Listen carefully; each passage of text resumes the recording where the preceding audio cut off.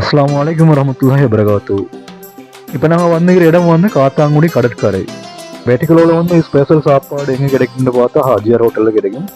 காத்தாங்குடியில் எங்கே கிடைக்கும்னு பார்த்தா கடாஃபி ஹோட்டலில் கிடைக்கும்.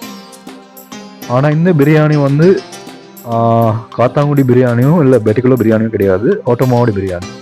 அதாவது எங்களோட கைப்பாடு நாங்களே செஞ்சு கொண்டு வந்த பிரியாணி தான் இது.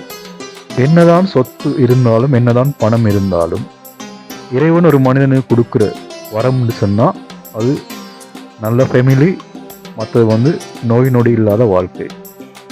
அல்ஹம்துலில்லா, அல்லாஹ் போதுமானவன். இது ரெண்டுமே அல்ஹம்துலில்லா போதுமான அளவுக்கு இறைவன் கொடுத்துக்கிறான். மனம் போல் வாழ்வது தான் வாழ்க்கையே தவிர பணம் போன போக்கில் வாழ்வது வந்து வாழ்க்கை கிடையாது. அது என்றைக்கு சரி இல்லாமல் போயிடும். ஆனால் சொந்தங்கள் வந்து என்றைக்குமே விட்டு போகாது.